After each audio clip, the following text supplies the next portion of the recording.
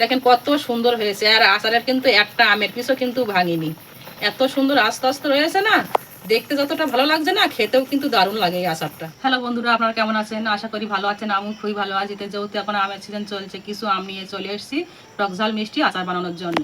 তো প্রথমে আমগুলো খুব পরিষ্কার করে ধুয়ে নিয়েছি, ধুয়ে দুফালি করে কেটে নিয়েছি। একটা আম আমি দুফালি করে কেটে নিয়েছি। আমগুলো কিন্তু একই সাইজের নিতে হবে, খুব একটা বড় নিলেও হবে না, ভালো দেখাবে না, আবার খুব একটা ছোট নিলেও কিন্তু ভালো দেখাবে। আর পিছন দিকটা আমি এইভাবে কিন্তু কেটে নিয়েছি। দেখেন এই সব আমগুলো কিন্তু এইভাবে কেটে নিয়েছি। আমগুলো কেটে আমি এখানে রয়েছে আমার 1 কেজি আম, আর আমি 700 গ্রাম চিনি দিয়ে কিন্তু আধ ঘন্টা আগে আমি ভিজিয়ে রেখেছিলাম। চিনিগুলো খুব সুন্দরভাবে গলে গেছে। দেখেন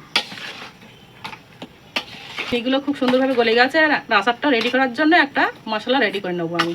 গ্যাসে একটা কড়াই বসিয়েছি, কড়াইতে দিয়ে দেবো শুকনো মরিচ, আর রয়েছে জিরে, আর এখানে রয়েছে মৌরি। এইগুলো একটু হালকা করে ভেজে নেব। মশলাটা আমি হালকা করে ভেজে নিয়েছি, সুন্দর একটা গন্ধ বেরিয়েছে। নাবিয়ে নেবো, নাবিয়ে আদা ভাঙা করে আমি গুঁড়ো করে নেব।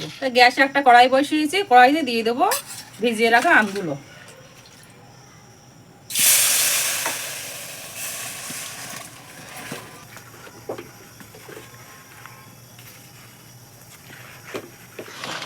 তা আমটা ফুটে উঠেছে, আর অনেকটাই কিন্তু কালার চেঞ্জ হয়ে গেছে। দেখেন, আর গ্যাসের ফ্লেমটা কিন্তু আমি আস্তে রেখেছি, আর হালকা করে নেড়ে নেড়ে আমি আচারটা কিন্তু বানিয়ে নিতে হবে। কালারের জন্য দিয়ে দেবো হলুদ গুঁড়ো, আর 1 চামচ দিয়ে দেবো কাশ্মীরি লঙ্কা গুঁড়ো, আর স্বাদ মতন লবণ দিয়ে দেবো, সামান্য একটুখানি ভিনিগার।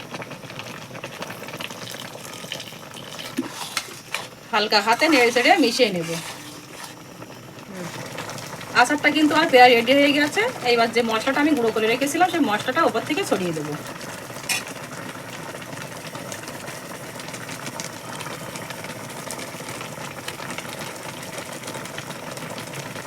হালকা হাতে নেড়ে চেড়ে দেবো, বেশি জোরে কিন্তু নাড়লে হবে না, তাহলে ভেঙে যাবে, দেখতে ভালো লাগবে না।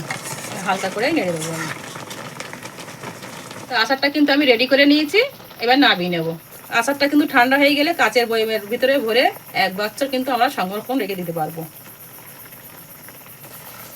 রোদে দেওয়াও লাগবে না, কিছুই লাগবে না, 1 বছর কিন্তু রেখে দিতে পারবেন আপনারা। এইভাবে আচার বানালে খুব সুন্দর হয়। 1 পিসও কিন্তু ভাঙিনি, দেখেছো কত সুন্দরভাবে রয়েছে।